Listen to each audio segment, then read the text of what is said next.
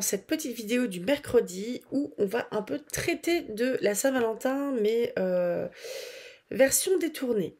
Parce que de la romance pure et dure, ça peut un peu me saouler.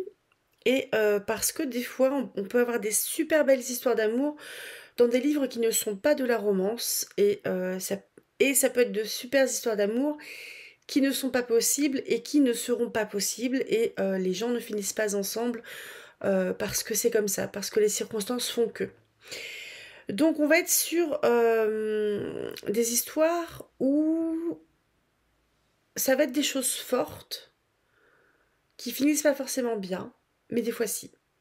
Je vais assez peu spoiler l'histoire générale des livres pour vous laisser en fait le plaisir de découvrir l'histoire tout simplement. Je vais essayer d'aller au plus proche de la réalité au niveau de la relation, enfin des relations des personnages dont je vais parler, mais globalement je vais essayer de ne pas trop spoiler.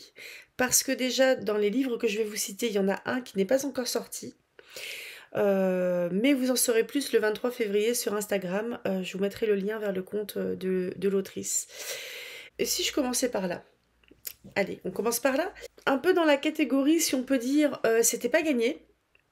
Il y a Sarah Fay, donc l'autrice dont je suis encore la partenaire cette année, merci de ta confiance, qui va sortir dans quelques semaines un roman qui s'appelle normalement A Touch of Blake. Ce roman, il y a un des personnages qui était un antagoniste dans les Killing Vipers dans les 3 premiers livres si je me trompe pas.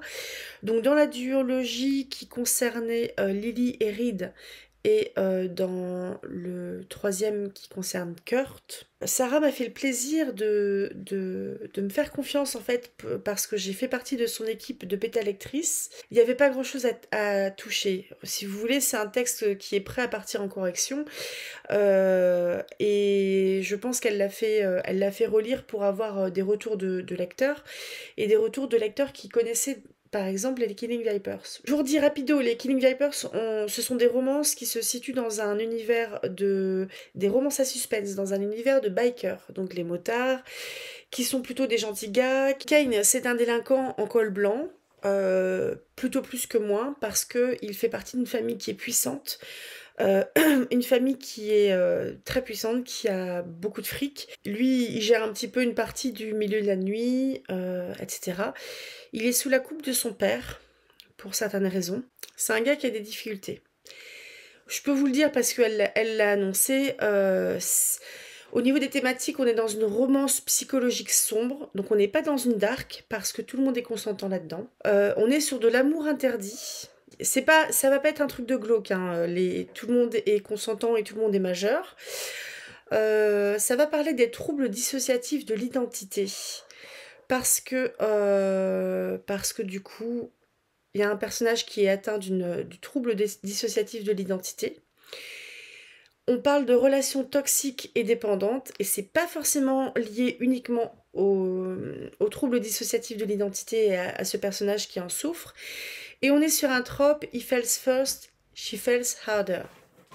Donc c'est lui qui est tombé amoureux en premier, et c'est elle qui est tombée amoureuse plus fort. Ça, c'est un trope que j'aime bien dans les histoires d'amour ou dans les romances, c'est que... ils ont allumé l'ordinateur dans le bureau derrière. C'est que la relation ne part pas sur un pied d'égalité. Parce que l'un cache quelque chose à l'autre. Et là, en l'occurrence, c'est le cas. Là où je trouve cette relation intéressante, c'est qu'on a un personnage dans ce couple qui a des soucis psychologiques, et l'autre qui, malgré tout, va être là. Et ça, c'est top. On est sur un personnage qui est quand même bien fragile, qui est vulnérable, et l'autre personnage qui est là malgré tout, malgré ça, mais qui est présent et qui est soutenant. Et ça, je trouve ça top. Je vous dis pas comment ça va se dérouler, ni comment ça va se finir. J'ai trouvé ça, comme pour tous les livres de Sarah, très fin sur le plan psychologique. On est sur des personnages aussi qui, par leur place, par la place de leur famille, n'ont pas trop le choix de leur destinée, n'ont pas trop le choix de ce qu'ils doivent faire au quotidien. Et ça, c'est un poids qu'ils ressentent tous les deux. Donc, très intéressant. Je vous en dis pas plus. Je vous mets le lien du compte de Sarah sur Instagram dans la barre d'informations. Et je vous invite, pour ceux qui sont intéressés, à un live sur son compte le dimanche 23 février à 19h. Normalement, je viendrai faire un petit coucou. Peut-être même en parler. Je sais pas comment ça marche, j'ai jamais fait. On verra. Je prendrai des notes. Je vais enchaîner sur d'autres choses. Des fois, ça va être des relations qui finissent bien. Des fois, non. Parce que des fois, c'est comme ça, tout simplement. Je voulais vous montrer un livre qui est sublime. C'est mon cadeau de Saint-Valentin. Je voulais vous parler de La lettre écarlate de Nathaniel Hawthorne. Là, on est sur les éditions Hauteville. Le livre, il est juste sublime. Et très honnêtement, il n'est pas très cher. Il coûte 19,95 €. Je n'ai sans doute pas lu cette version-là.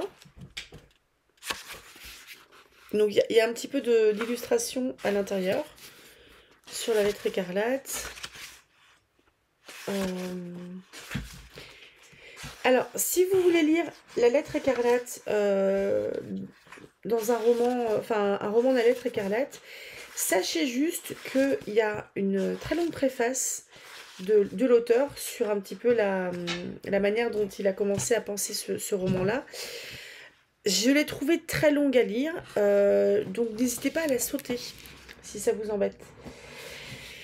Dans cette histoire, dans La lettre écarlate, je vous dis très rapidement, une femme adultère, donc une femme qui a trompé son mari, et ça c'est sûr et certain, parce que son mari il est porté disparu depuis plusieurs mois, voire plusieurs années. C'est une jeune femme très belle et qui est tombée enceinte. Donc comme son mari n'est pas là depuis des mois, voire des années, évidemment c'est pas le mari qui est le père, ce qui est sûr. Elle est donc emprisonnée au cours de sa grossesse dans la communauté puritaine, dans une prison de la communauté puritaine où elle habite. Elle va sortir avec le bébé dans les bras quelques mois plus tard, et elle va être condamnée à porter la lettre A comme adultère, en rouge, sur sa robe qui est sûrement sombre, porter en fait la honte de cet adultère tout au long de sa vie. Youpi.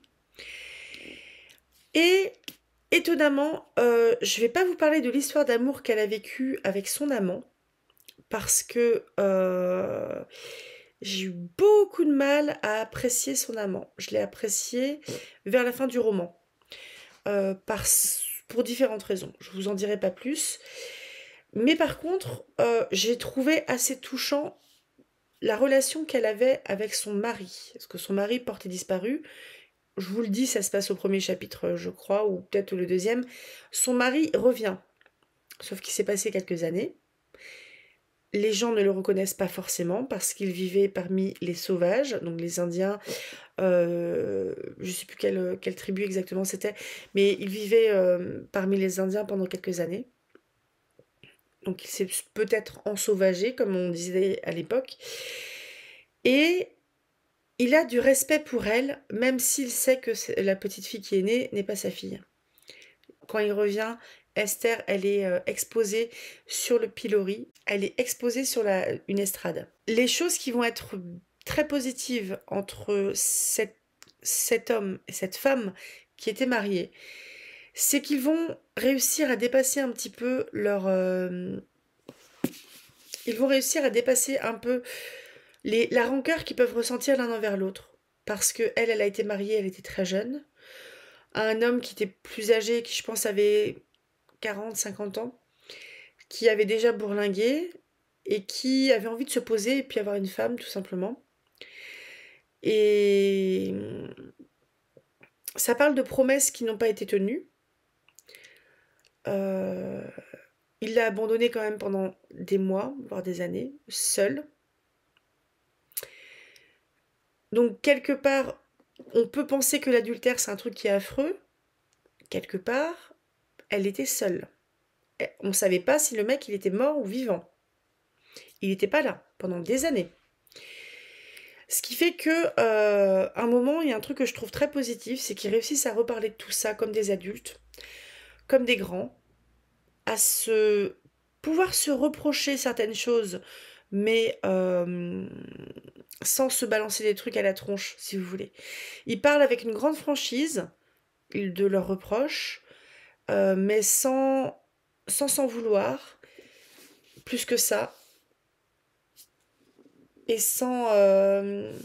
ils passent à autre chose, en fait. C'est une très belle histoire. Donc, je vais sans doute la relire un de ces quatre dans cette édition-là. C'est peut-être pas la traduction que j'ai pu lire. Mais c'est une très très très belle histoire. Ah, c'est une édition reliée et illustrée par l'artiste irlandais Hugh Thompson, connu notamment pour ses illustrations des romans de Jane Austen. Et c'est une édition de quand? Ça a été publié en novembre 2024. Et je vais vous dire le traducteur. Traduit de l'anglais par Alain Sainte-Marie. Donc c'est pas c'est pas ce que j'avais eu. C'est pas le livre auquel j'avais eu accès. Mais histoire d'amour, qui finit pas forcément très bien, mais qui très très belle histoire. Ça parle du pardon aussi. On va parler aussi du mariage arrangé. Je vais vous montrer évidemment la passe miroir. Donc nous avons, je vais y avoir du mal, Les fiancés de l'hiver, qui est le premier livre de la passe miroir de Christelle Dabos. On est aux éditions Pôle Fiction, Gallimard Jeunesse, il me semble. On est chez Gallimard Jeunesse. Numéro 2, Les disparus de Clair de Lune. Numéro 3, La mémoire de Babel. Vous savez que j'ai acheté on m'a offert un puzzle. Numéro 4, La tempête des échos. Donc, la passe miroir, on est dans un monde, un autre monde, on n'est pas dans notre monde, a priori. Et on a en fait certaines familles dans certains lieux qui vont avoir accès à certains pouvoirs. On va suivre Ophélie, qui est animiste, ce qui veut dire qu'elle peut animer des choses et elle peut aussi avoir accès à la mémoire des objets, ce qui peut être très long parce que si elle touche un objet, elle va savoir qui c'est qui l'a touché en dernier et après elle remonte dans le temps, si vous voulez. Elle est également passe-miroir. Ça, c'est un pouvoir qui est plus rare. Et le fait de pouvoir passer des miroirs, c'est de franchir un miroir et de se déplacer dans un autre miroir dans lequel on s'est reflété. Cette jeune femme, elle vit dans un univers qui peut faire penser un peu au 19e siècle. Elle a une famille où je pense qu'ils ont tous plus ou moins des pouvoirs. Elle descend d'un esprit de famille qui est plus ou moins l'équivalent d'un dieu, si vous voulez. Un esprit de famille, c'est un des ancêtres de familles qui ont des pouvoirs télépathiques, etc. Et ils sont très grands, ils sont un peu perchés, ils ont chacun un livre pour se souvenir en fait parce qu'ils n'engendrent plus de mémoire, de souvenirs, ce qui fait qu'ils ont plein d'assistants, ces esprits de famille ont plein d'assistants pour les aider dans le quotidien, parce que ils sont un peu sur une autre planète, si vous voulez.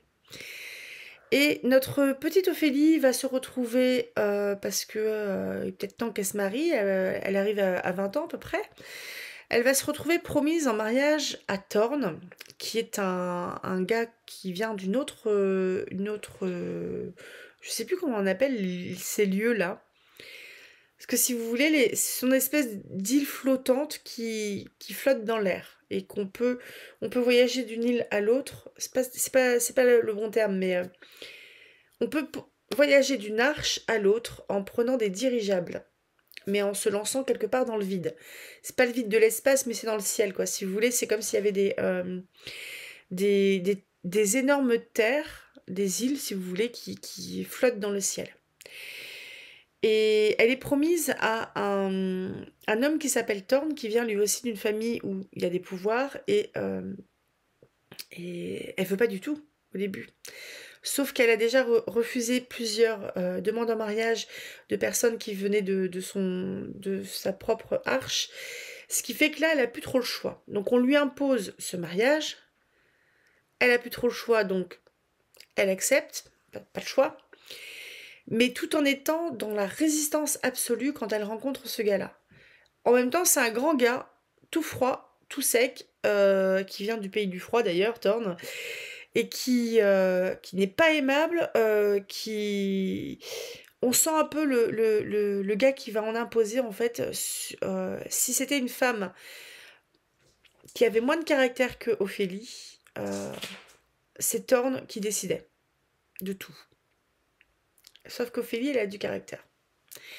Thorn est peut-être un tout petit poil plus âgé, je pense qu'il tourne autour de 25 ans, alors qu'Ophélie a 19-20 ans. Et bref, c'est une relation qui va se construire au fil des 4 tomes. C'est pas du tout centré sur la romance, mais sur l'histoire d'amour, mais c'est une histoire qui va... cette histoire de mariage arrangé va courir tout le long de l'histoire.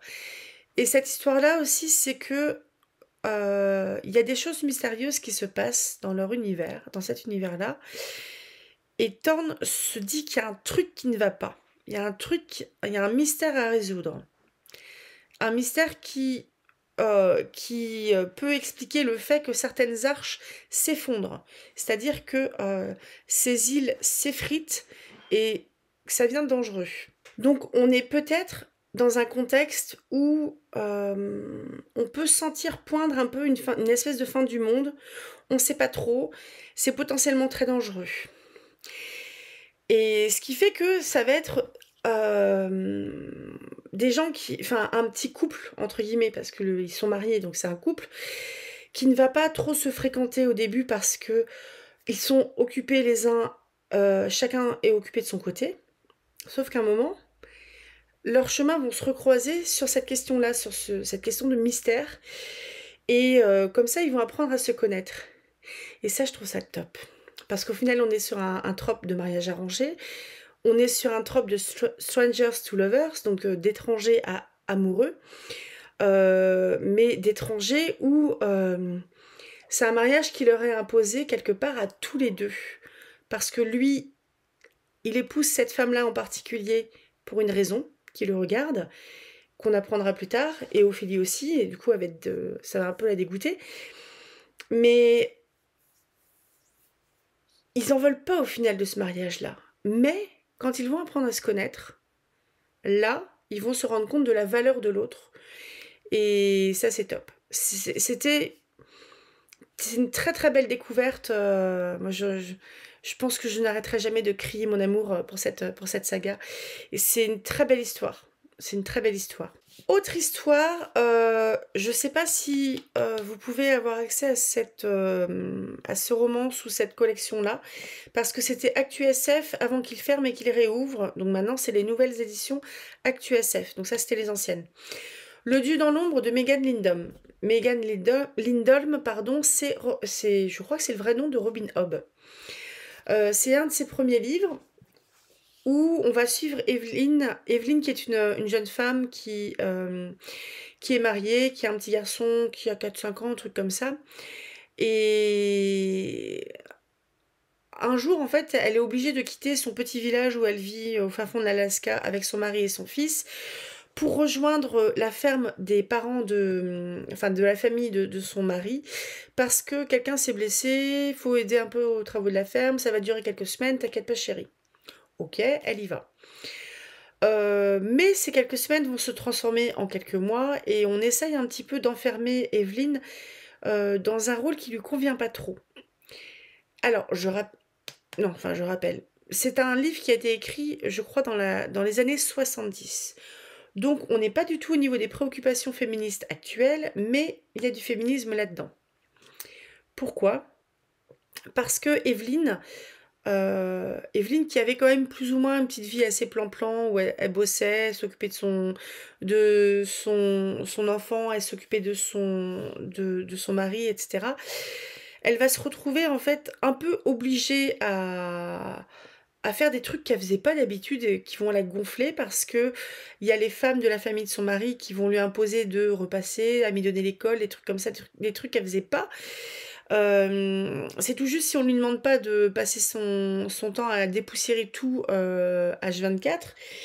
Et ça va un peu la saouler, alors que c'était une nana qui menait sa petite vie, tranquille, certes, peut-être un petit peu soumise à son mari, un petit peu, on est dans les années 70, et ce qui veut dire que c'est une femme qui est née dans les années 50. Je vous recalcule les trucs, hein. Et c'est une situation qui va perdurer.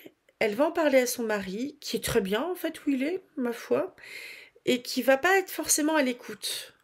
Et vous allez me dire, mais pourquoi il y a Pan là-dessus? Il y a Pan là-dessus parce que quand Evelyne était petite, elle a rencontré le dieu Pan.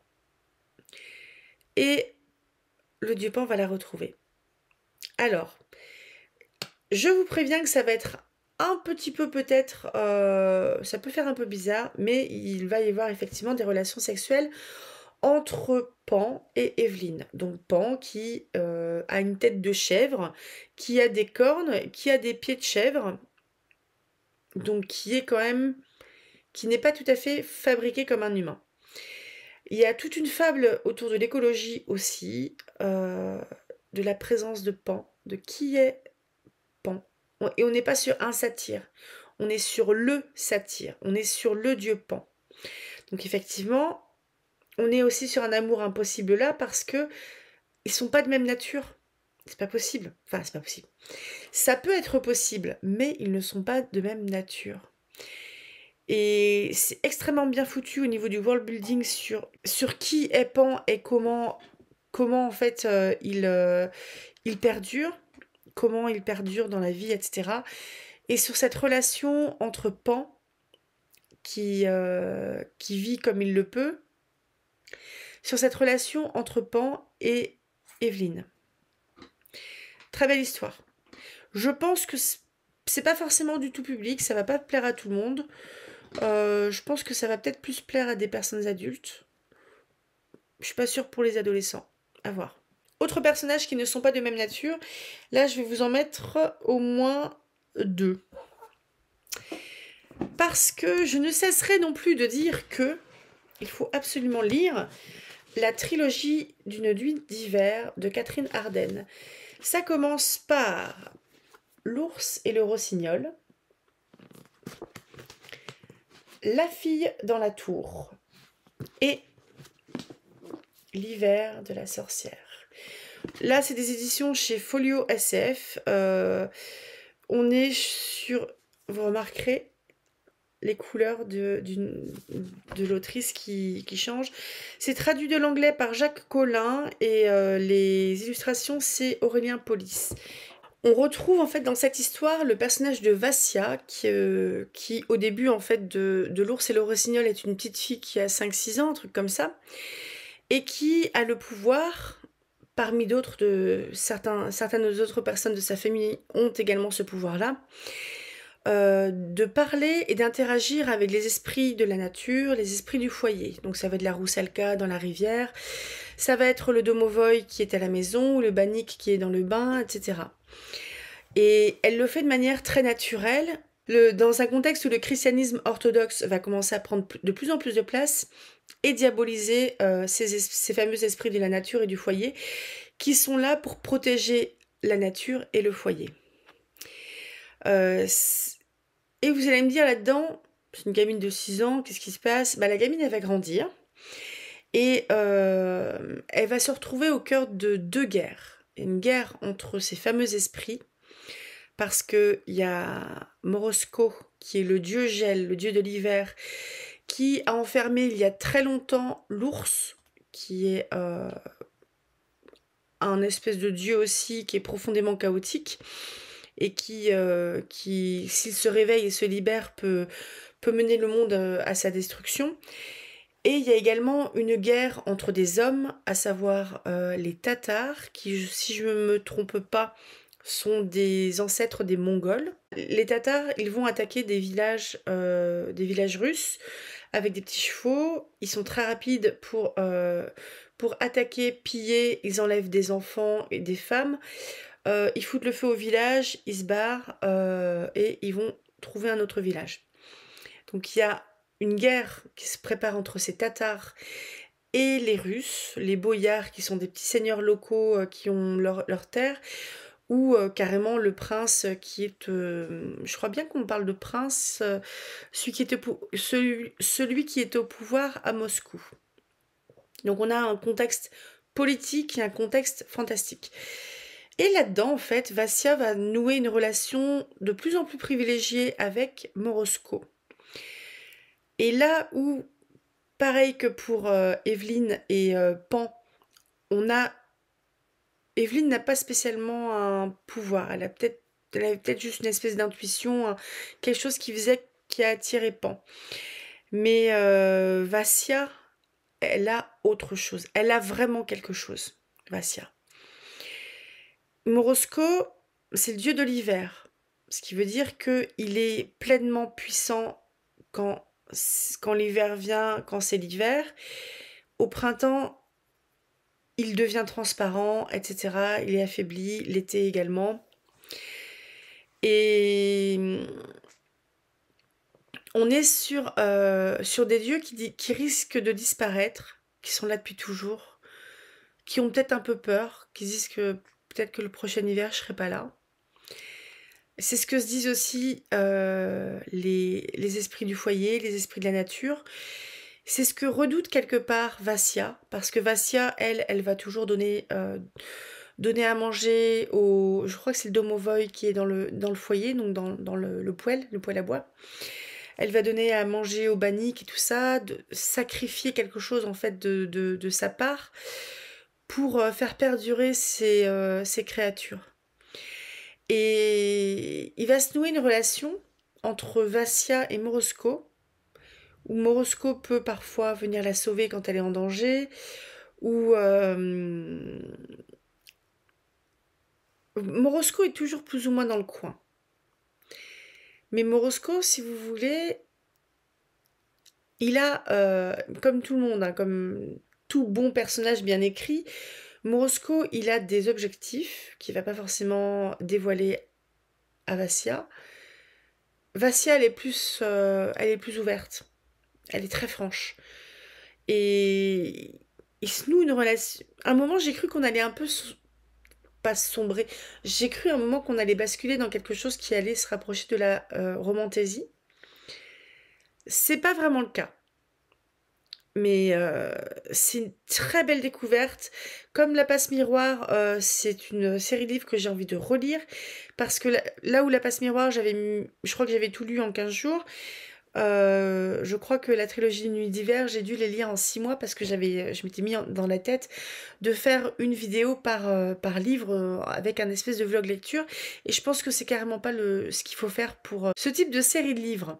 Pourtant, je ferai un truc comme ça pour le Trône de Fer quand je vais m'y remettre. Mais c'est une très belle découverte. Catherine Arden comme Christelle Dabos, ce sont des plumes que je vais suivre encore. Donc là-dessus, il n'y a pas de souci. On va repasser sur de l'amour impossible, à diverses raisons. J'ai pas de livre à vous présenter là parce que je l'ai lu en numérique, c'est un livre qui est libre de droit. C'est Le fantôme de l'opéra de Gaston Leroux. J'ai réfléchi un moment.